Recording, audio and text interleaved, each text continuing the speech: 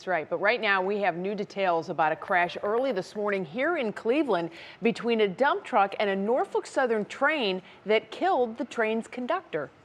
Emma Henderson is with us. She has the latest details for us, and we've been hearing an awful lot about Norfolk Southern obviously having issues specifically here in Ohio, but a lot of new news right now. That's right. And in this situation, it actually appears that the dump truck filled with limestone drove into the front left side of the first car of the train. The conductor was on the outside of the train car that was hit and died. The victim's name, we've learned, is Louis Shuster.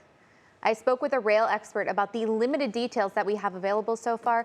He said the train conductor was likely doing something called riding point, which is where they're usually on a ladder on the outside of the car with a radio so that they can have contact with the engineer.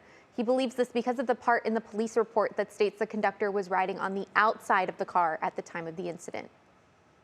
My heart goes out to his family. That's just a terrible, terrible thing to have happen. In our industry, it's just one of those things that comes along that we'd have to deal with, and it's tough.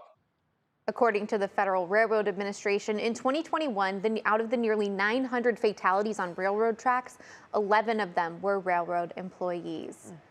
And so coming up at 5, we'll take a deeper dive into the numbers when it comes to fatalities and injuries involving trains. Betsy? And it's interesting because this is very different than what we've been talking about in terms of the accidents over the last several months. But I think when people hear the company name at this point, they just assume something bad has happened right now. Right, in terms of derailments, exactly. Yes. That's true. Very Not different. the case here, right.